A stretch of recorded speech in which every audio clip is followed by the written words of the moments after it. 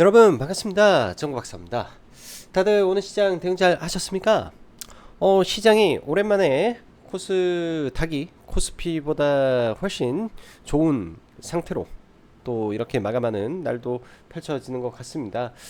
근 6월달 한 달 내내 봤을 때는 코스피가 상대적으로 코스닥보다 월등히 좋은 흐름이 거의 매일 반복되는 상태에서 시장이 흘러갔었는데 어, 최근 며칠 동안은 코스닥도 상당히 좋은 모습이고 오늘은 부단 이 코스닥 150 업종들뿐만 아니라 바닥권에 있는 많은 중소형주들까지 끄집어 올려주면서 그래도 고른 시장의 상승이 펼쳐져 준 게 그나마 좀 뭐라고 해야 될까요? 바닥권에 있는 종목군들 숨통을 좀 튀게 만들어주지 않았나 이 정도 생각을 해 볼 수 있을 것 같습니다.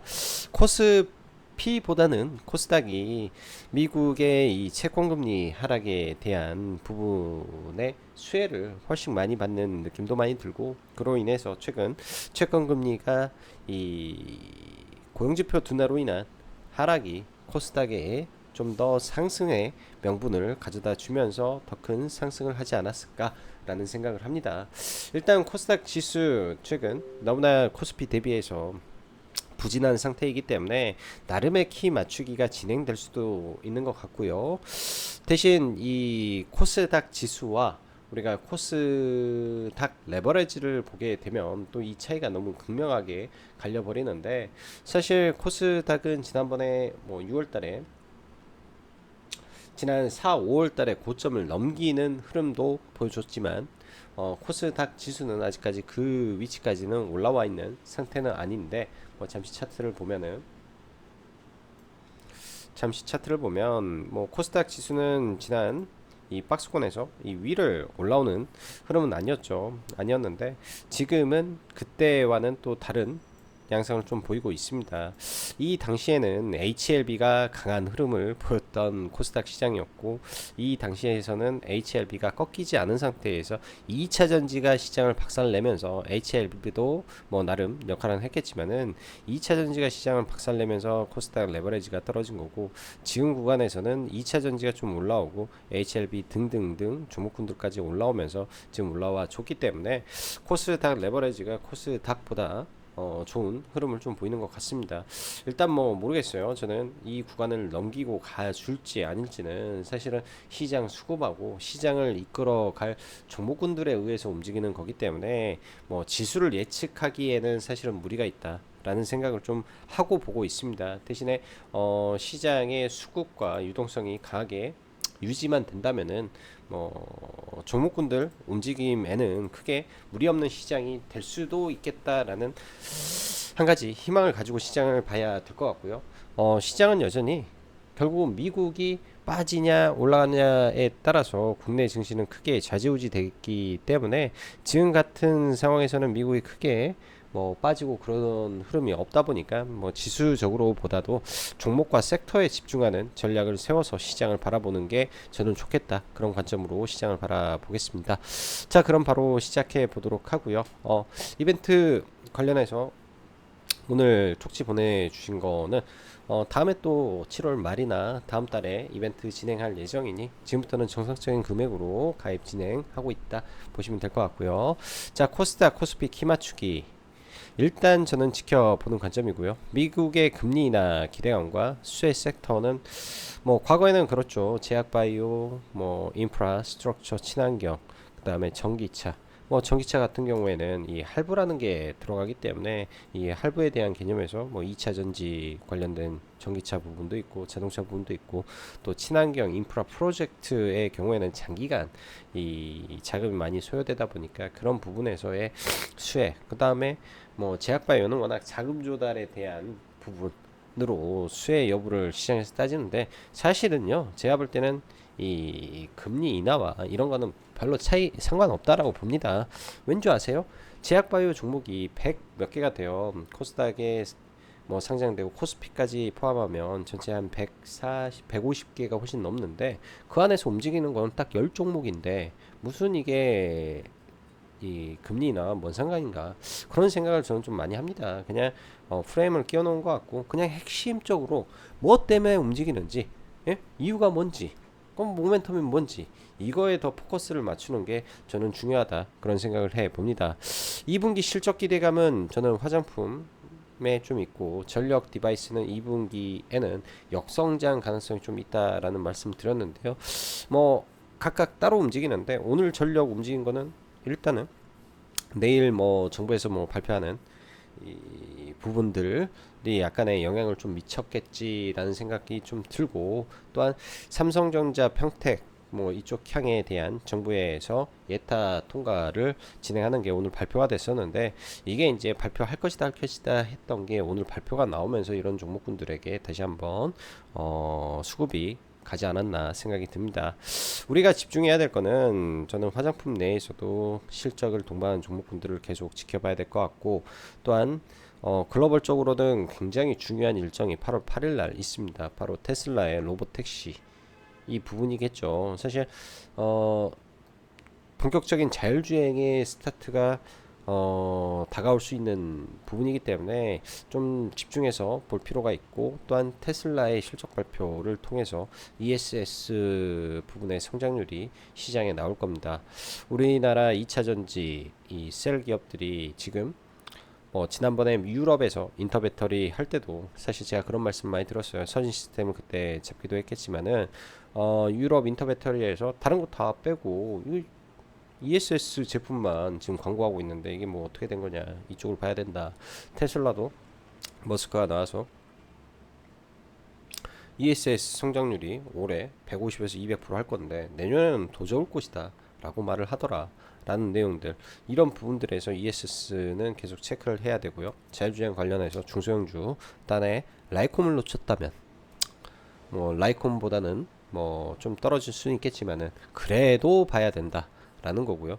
오늘 원전이 사실은 굉장히 좀, 저는 뭐 그래, 체코 원전 일정이 이제 7월 14일 정도 발표가 예정되어 있으니까 오를 수는 있다지만은, 사실 체코로만 오른 게 아니라 오늘 같은 경우에는 이 미국 웨스팅하우스의 시공 능력이 없어서 미국에 있는 원전까지 국내에서 협의를 진행할 수 있다, 뭐 이런 내용들이 나와가지고 좀 올라온 것 같습니다. 그래서 원전 쪽으로는 좋은 내용들이 좀 많은데요.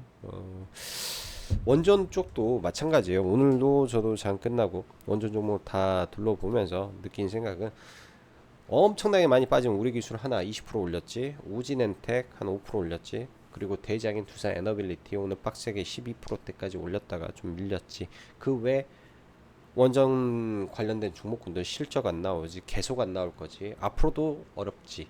그럼 지금의 시장은 유동성이 메말라 있습니다. 대장 아니면 싹 제껴야 돼요. 싹. 제가 볼 때는요. 왜? 그렇게 하지 않으면 기회비용을 다 날려버릴 수 있다.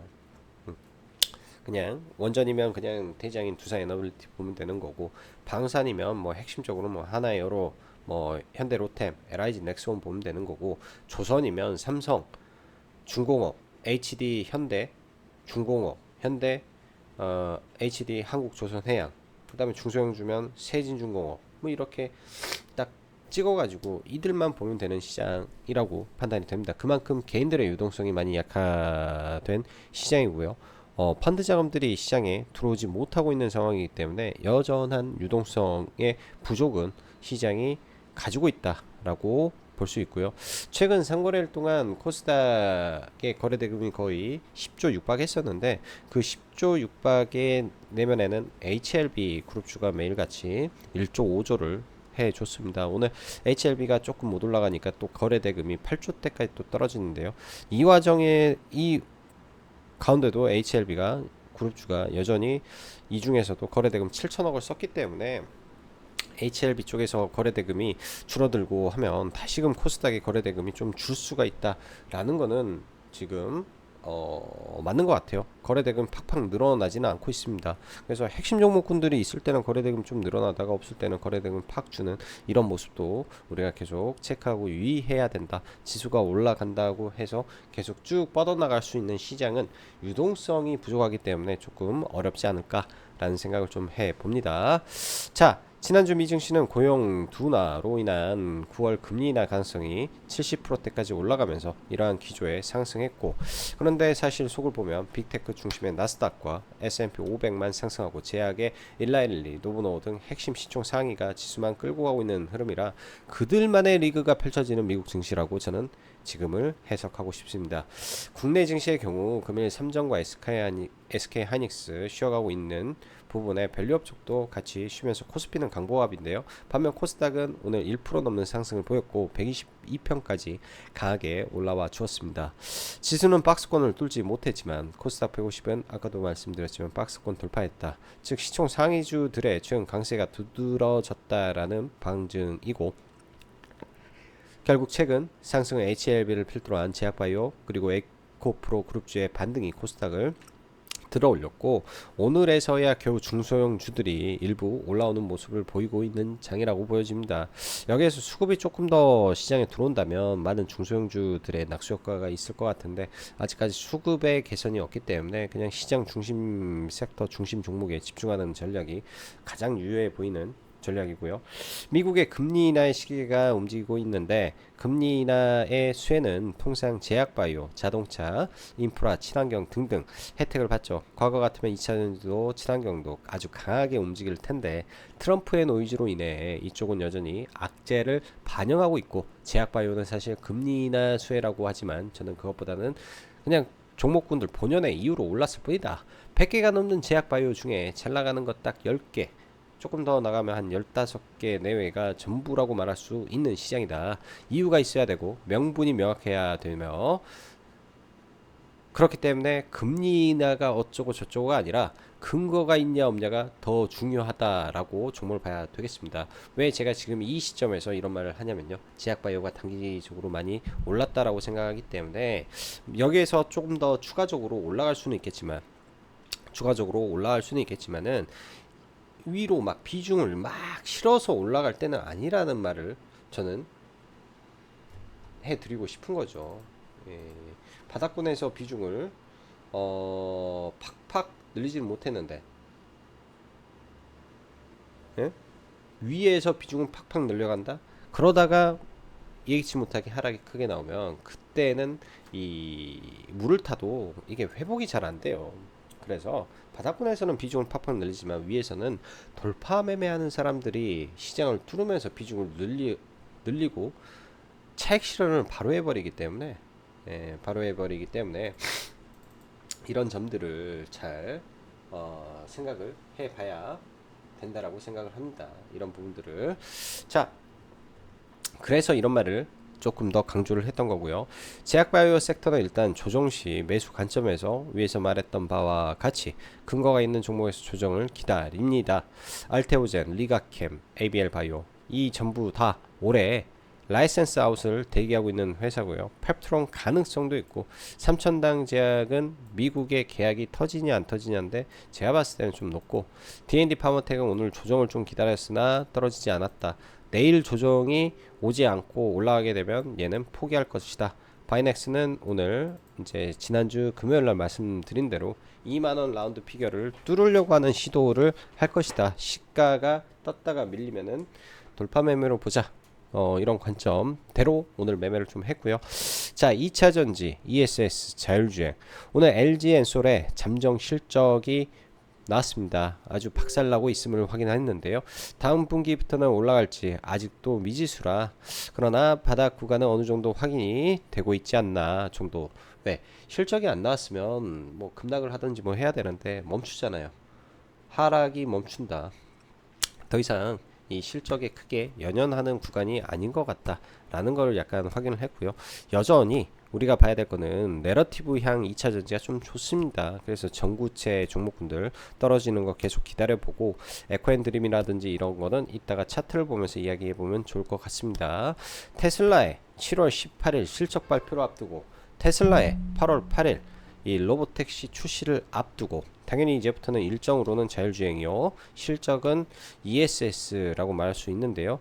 뭐 ESS 관련된 종목군들도 이따가 다 보면 되겠죠. 이런 쪽. 그리고 반도체 경우 레거시 쪽, 뭐 낸드나 뭐 디램이나 이런 쪽에 장비하는 회사들은 저는 매매를 아예 안 해버릴 것 같고요. 한동안은 계속 똑같은 말을 강조하죠. 아니 D램 팹을 아예 축소를 해서 HBM으로 넘기겠다는데 그럼 D램에 투자를 하겠습니까? 예, 있는 D램도 줄여서 투자를 하겠다는 SK 하이닉스를 보면 아주 심각한 것 같다. 조심해야 된다. 라는 생각이 들고 이제 반도체도 마찬가지죠. CXL 요새 기사가 좀 많습니다. 뭐 오늘은 엑시콘이 장 후반에 오르고 시간에 때 좀 오르다가 소폭 밀렸고 네오셈이 장중 마이너스 9%대까지 갔다가 시간에는 좀 바뀌었는데요. 내일 엑시콘 좀 마이너스권에서 한번 봐볼 것 같고요. 그 외 STI는 지난번에 돌파를 실패하면 나중에 보겠다. 나중에 볼 예정입니다. 삼성전자 파운드리 포럼이 내일부터 진행이 되는데 텔레칩스와 어부 반도체에서 발표할 예정이죠. 그럼 내일 발표가 되는 구간에서 잘 매도하고 나오면 될 것 같고 그 외에 이제 여러 패밀리스 기업들도 사실 주가가 너무나 바닥권에 있는데요. 강하게 튀지 않으면 이런 쪽도 매도를 하고 가면 좋을 것 같다 생각이 듭니다. 저도 이쪽에 종목을 들고 있으니까. 자, 화장품, 식품, 전력, 인프라. 오늘 아침에 사조 대림 리포트가 이제 16만 원의 리포트가 좀 나왔는데요. 그룹 합산 매출 4조를 뭐 말을 하면서 절대적 저평가다라고 하는 부분이 일단 강하게 주가를 뛰어 올렸습니다. 굉장히 강하게 좀 올렸는데요. 뭐 10분 만에 상한가 들어가는 거는 좀 과한 거 아닌가라는 생각도 들고 시총이 싸서 그럴 수도 있겠다라는 생각도 했습니다. 좌우지간 이쪽은 대응을 전혀 못할 만큼 굉장히 빠른 상한가를 좀 갔는데요. 이럴 때는요, 저는 그렇습니다. 2등주 다 제끼고 1등주 사조 대림이 아침에 이제 상한가 들어갈 때 뭐 물량을 매집하고 뭐 이런 흐름이 없었겠죠. 위로 갭이 굉장히 많이 높게 뜨지 않은 이상 물량을 다시 모아서 돌파를 시키려고 하는 흐름도 종종 있습니다. 딱 그런 전상매매 관련해서 계획만 세워놓고 좀 봐볼 것 같고요. 화장품 관련해서는 실리콘2가 떨어지면 매수 사인을 좀 드려놨었고 한국 콜마도 매수 의견을 좀 드려놨었는데 오늘 화장품 종목군들 전체적으로 다 좋았습니다. 이쪽은 차트 둘러보면서 보면 좋을 것 같고요. OEM사, ODM, OEM사 저는 다 좋을 것 같고요. 브랜드로는 파마리서치와 VT 정도만 좀 바라보는데 오늘 보니까는 진짜 중소형주 뭐 이슈 없이 뭐 J2K 바이오 갑자기 20%, 뷰티 스킨 20%, 뭐 깜짝 놀랐습니다. 아무튼 화장품 쪽에 네, 흐름 나쁘지 않아요. 화장품 쪽에 흐름 나쁘지 않아서 이쪽은 잘 눌리면 보고 사실 선진 뷰티 사이언스가 이제 유기물하고 무기물 무기자차, 유기자차 이렇게 두 가지가 이제 이 선크림에 들어가는 원료인데 사실 글로벌적으로 90%의 이 장악력을 가지고 있는 SNS텍은 엄청나게 빠졌죠. 600억 시설 투자를 한다. 시가총액이 1,400억인데 굉장한 겁니다. 내일 얘는 조금 지켜봐봐도 되지 않을까 생각이 들고요. 자, 그리고 조선 섹터 제가 리포트 하나 올려놨는데 카페에 잘 참고해 보십시오. 너무 좋은 리포트 내용이라 이게 이제 꼭 이 리포트가 있어서 종목이 올라가고 떨어지고가 아니라 그냥 산업의 이 트렌드를 좀 읽으면 도움이 되지 않나 싶고요. 방산 쪽도 저는 내일이나 모레 조금 밀리면 계속 분할 매수 관점에서 볼 생각입니다. 원전주 이야기는 오늘 제가 볼 때는요. 이 기사가 아닌데 제가 기사를 여기에 없나 보네.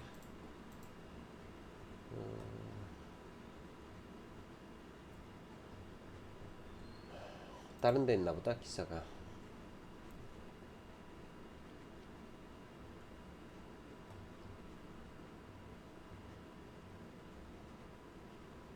아무튼 다른 내용에 의해서 원전주가 좀 셌는데요. 예, 웨스팅하우스 이슈 등등.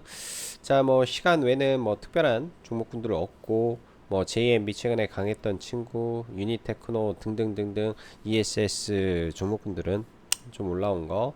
그다음에 네오셈은 오르고 엑시콘 좀 밀렸고 뭐 CXL 관련된 종목군들 뭐 이 정도 있는 것 같습니다. 자, 종목군들 좀 볼게요. 삼성전자. 삼성전자는 주봉 기준에서 이제 좀 보면 좋은데요.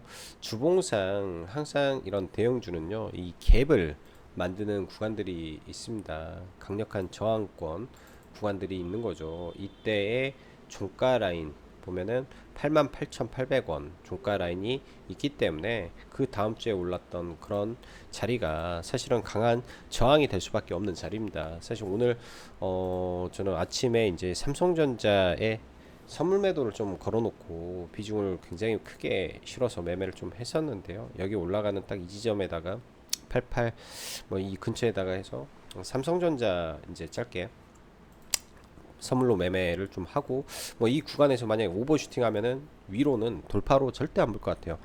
굉장히 또 이때까지는 삼성전자 뭐 떨어지면 매수가 좋겠다. 지금부터는 올라가면 매도하면 좋겠다. 그런 생각이 강하게 듭니다. 왜? 이격도가 벌어졌으니까. 삼성전자는 항상 정직하니까 이 친구는. 그래서 이렇게 좀 생각을 하고요. 그 다음에 SK하이닉스. 오히려 SK하이닉스가 더 만약에 조정을 받으면 올라갈 가능성이 더 높겠죠. 그러나 이런 종목군들은 사실 일반적인 투자자들이 들어가서 먹을 게 없다. 예, 헤비하게 비중을 실어가지고 매매하는 전략 아니면은 먹을 게 없으니까 그냥 하나의 기준점으로 보는 게 좋겠다 싶고요. 반도체 쪽하고 삼성전자의 이제 갤럭시 링 관련해서 뭐 인터플렉스 뭐 좀 있는데 항상 지난번에 갤럭시 링 때 한번 올랐다라는 이유로 좀 올라온 거. 그 다음에 어버브 반도체. 내일 발표한다라고 해서 올라왔는데 차트적으로 봤을 때 바닥에서 많이 올라오는 상태에서 여기 저항이라 엄청나게 대박 이슈 아니면 돌파하기 힘들고요. 텔레칩스도 뭐 이런 구간에서 내일 발표한다고 해서 올라오면은 잘 매도하고 나와야 될 자리 같고요. 이 팹리스 관련해서 가온칩스라든지 이런 종목군들이 바닥은 잡아가고 있는 흐름인데 오히려 이런 쪽이 더 올라가는 게 아닌가.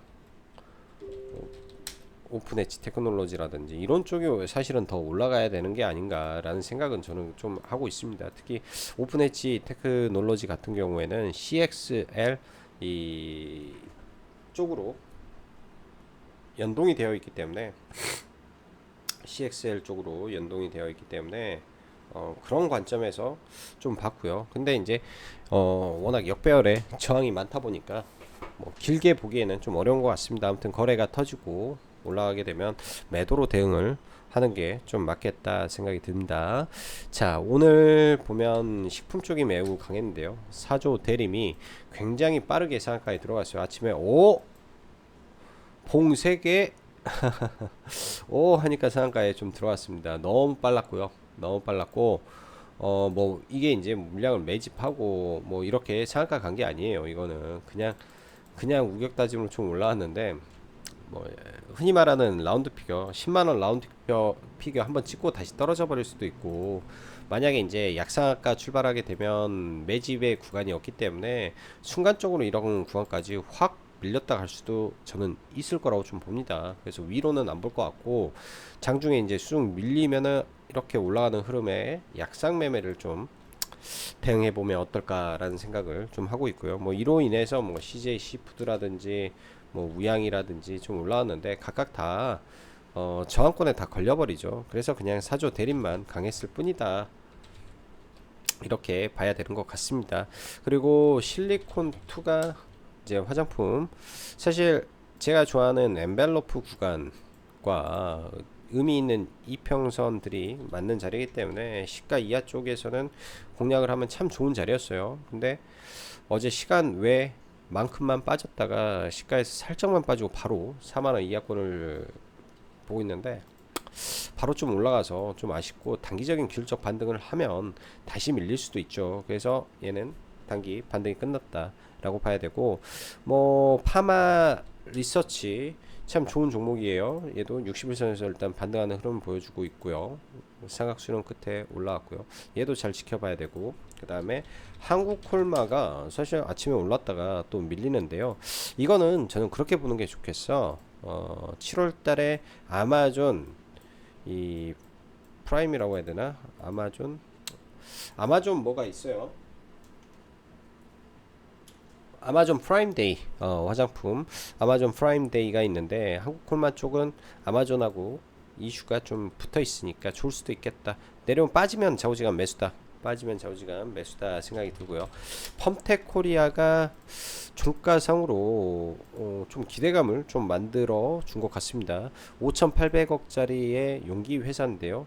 용기 회사인데 사실 이런 용기 회사를 뭐 영업적인 레버리지를 크게 보기에는 좀 어려운데 5만원 라운드 피겨를 뚫으려고 하는 거 아닌가 그런 생각을 해보는 거죠. 그냥 아주 강한 종목 중에 하나여서 얘도 설마 5만원 라운드 피겨를 보려고 하는 것인가 뭐 이런 생각을 해볼 수도 있고, 사실 한국콜마도 연우를 흡수합병을 했잖아요, 용기회사. 그래서 나쁠래야 나쁠 수가 없을 텐데, 이런 부분도 나쁠래야 나쁠 수가 없을 텐데 좌우지간 천천히 보는 직장인 분이시라든지 좀 손이 느린다든지 한국콜마 잘 보는 게 저는 좋겠다 그런 생각을 합니다. 화장품이 종목이 굉장히 많아요. 굉장히 많고 오늘 핵심 중에 하나가 브랜드 X 왜안 숫자가 브랜드 X 코퍼레이션인데요. 얘도 상한가를 너무 순식간에 갔는데 이제 중국 장춘에다가 잭시미스 얘네 레깅스 제품을 처음으로 오프라인 매장을 낸다라고 합니다. 오늘 나름의 특징이 중국에 오프라인 매장 진출 두 가지 키워드가 또 있었는데요. 얘는 추후에 이런 구간에 눌리게 되면 좀 볼 필요가 있을 것 같아요. 과거에 FNF 그 MLB의 향수가 좀 느껴지는 부분이 이 종목에서 느껴졌다 생각이 들고, 바이오니아가 이제 코스메르나 이 탈모 치료제로 굉장히 이때 엄청나게 단기 폭등을 했던 끼 있는 종목입니다. 이 끼 있는 종목이 단기 박스권을 일단 돌파를 했는데요. 비에날신 들어본 제품이긴 한데 이게 그렇게 잘 나가나라는 거는 잘 못 느끼겠고, 최근에 당뇨, 비만, 다이어트 이게 시장의 키워드가 강하다 보니까 비의 날씬, 다이어트 하니까 올라간 거 아닌가, 저는 그렇게 개인적인 생각을 합니다. 그래서 연속성보다는 크게 밀릴 수도 있겠다. 이거는 밀리게 됐을 때 강하게 돌파가 좌우지간 나왔기 때문에 그 돌파에 대한 관점에서 눌림이 나오는지 정도만 좀 보면 되겠다, 이런 생각을 할 수 있는 거고요. 자, 그리고 제약바이오인데요. 먼저 어제 지난주 금요일 날 종가상 이 사상 최대 거래량이 터진 종목입니다. 항상 거래 대금 신고가, 거래량 신고가, 가격 신고가, 박스권 돌파 신고가는 의미 있는 거고요. 오늘 보면 사실 아침에 제가 이것도 주말에 회원님들하고 강의에서도 그런 말씀 많이 들었어요. 시가가 강하게 뜨고 나서 이런 거를 회복하는 자리, 거래가 좌우지간 이거보다 많아야 된다. 양봉이든 음봉이든 이거보다 많아야 된다. 시가가 보면은 명확하게 이때 이렇게 강하게 쳤던 구간보다 훨씬 많은 거래 대금이 들어왔어요. 거의 350억이 들어왔습니다. 3분에. 그리고 밀렸는데요. 빠져야 되는 종목이야. 이 구간에서만 6, 700억이 들어왔어요. 빠져야 되는 구간에서 이걸 들어 올렸다. 2만원 라운드 피겨 무조건 본다.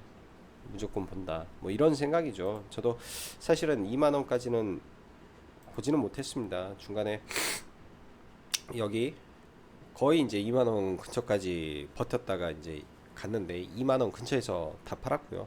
2만원까지는 못 봤네요. 근데 이거는 의미 있는 종목이고 의미 있는 부분에서 올라왔기 때문에 충분히 볼 수 있는 거고, 3천당 제약에 대해서 그런 말씀 드렸잖아요. 이 구간에서 힘을 내고 돌파를 시킨다라는 것은 라운드 피겨를 보려고 하는 것이다. 2만원 위에 넘어가면 조심하되 2만원 찍을 때까지는 가능성이 있다. 즉 기대감입니다. 기대감. 라운드 피겨 기대감이 있을 수 있다. 딱 그런 흐름에서 좀 올라왔고요. 바이넥스 같은 경우에는 이제 추후에도 좀 봐볼 것 같은데 이렇게 올라간 구간에서 추격 매수는 별로죠. 또 많이 내려오는 거 기다리는 게 현명한 판단일 것 같습니다. 리가켄 바이오라든지 이쪽 같은 경우에는 아직까지는 이격이 크지 않아서 좀 밀리더라도 다시 올라와서 신고가를 한번 트라이 할 것 같다 생각이 들고요.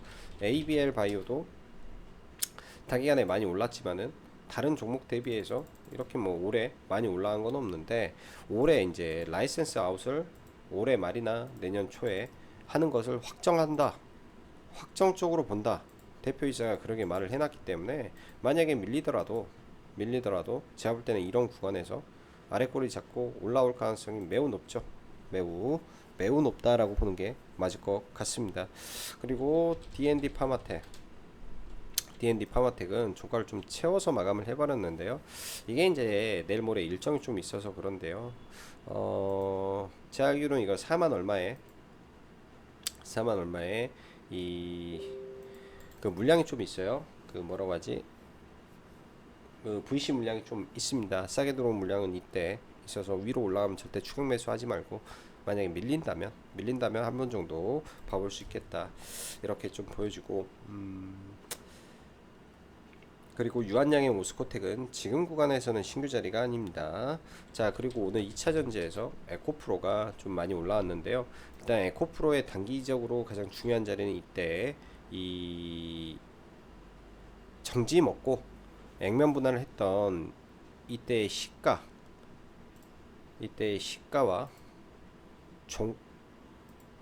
시가가 위인가? 시가가 위고 종가가 위죠. 이 종가와 시가가 굉장히 중요한데요.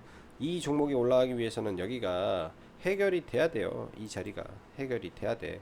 당연히 오늘 저항 자리고, 그렇기 때문에 에코프로 PM도 올라가면서 저항을 맞고 있습니다.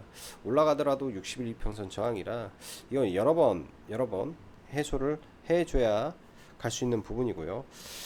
동시에 이제 에코앤드림 지금 전구체는 계속 봐줄 필요가 있는데요.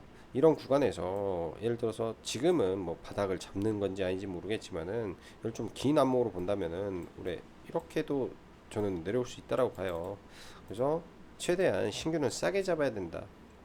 내려오게 되면 우리가 2차 전지 종목군들을 여러 개 가지고 있을 수도 있습니다. 내 계좌에 뭐 이 에코앤드림도 있고 다른 것도 있을 수도 있겠죠.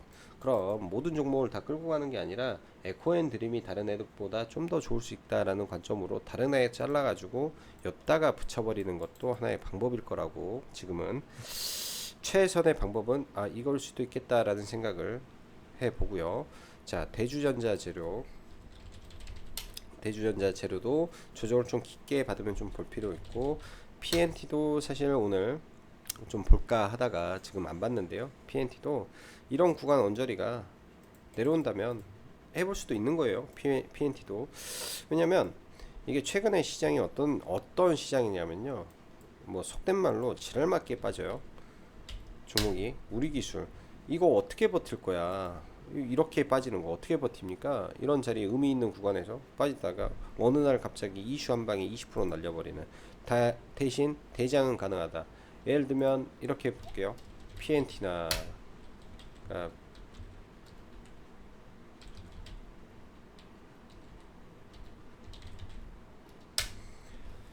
예를 들어서 뭐 PNT나 우리 기술이나 이게 뭐 다릅니까? 차트가 100% 똑같지.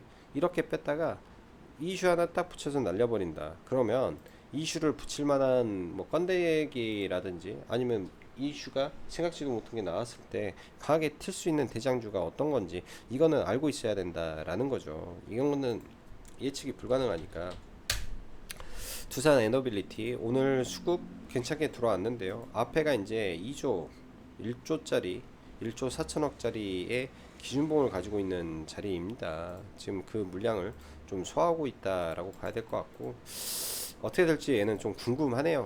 원전은 좀 들어갈 생각은 없어서. 자, 그리고 17일까지 방산 쪽을 좀 지켜볼 예정이고요. 현대로템도 만만합니다. 현대로템도 이런 구간들 좀 밀리면은 뭐 저점 여기 이탈하면 예를 들어서 비중 줄인다 생각으로 좀 사도 지금 구간에서는 크게 어려움이 없을 것 같고, 하나의 에어로스페이스는 그냥 대장이니까 LIG, 넥스원도 나쁜 흐름 아니고요, 위에서. 그래서 현대로템 사볼만하고, 조선은 뭐 삼성중공업이나 대형주에서는 삼성중공업을 뭐 이런 구간들 활용해서 지금 잡아서 가지고 있고, 뭐 중소형주에는 세진중공업이라든지 보고 있는데 많이 안 밀려서 좀 아쉽고요. 종목군들이 좀 밀려줘야죠. 그 다음에 HD 한국조선해양이라든지 HD 현대 중공업이라든지 HD 현대 미포 조선이라든지 대형주들로 봤을 때는 이런 종목군들이 지금 추세라든지 흐름이 다 괜찮다라고 볼 수 있을 것 같습니다.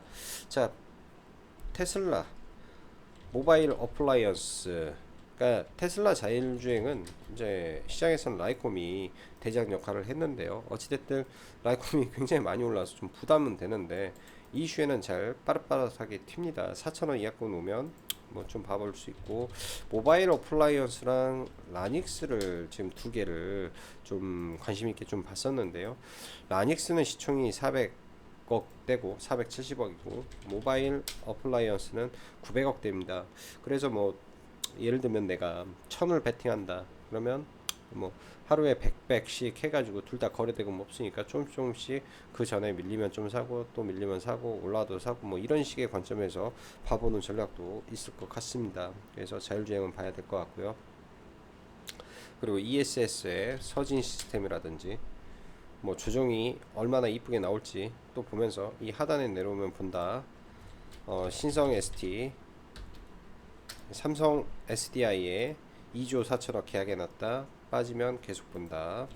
한중 NCS 나쁘지 않은데 시간에 올려놨네. 뭐 이 정도 흐름에서 종목군들 보면 좋을 것 같습니다. 그리고 오늘 장 막판에 엑시콘하고 네오셈 좀 움직이는데요. 시장에 CXL 이슈가 좀 많아요. 지금 엑시콘이 종가 고가 만들고 여기서 좀 시간에 살짝 밀렸는데 24,000원, 23,800원 이 언저리 구간 한번 대응해 보려고 생각을 하고, 이거는 종가 베팅을 좀 했어요. 여기 구간이라 하고 시가가 떠서 일단 물량을 좀 정리하고 나서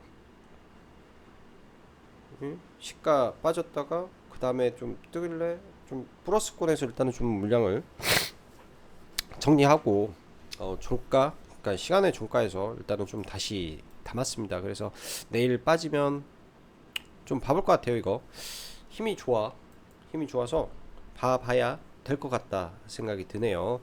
자, 오늘도 영상 시청해 주셔서 감사하고, 비가 많이 옵니다. 이번 주 내내 정매라고 하니까 다들 비 조심하시고 편한 밤 되시기 바랄게요.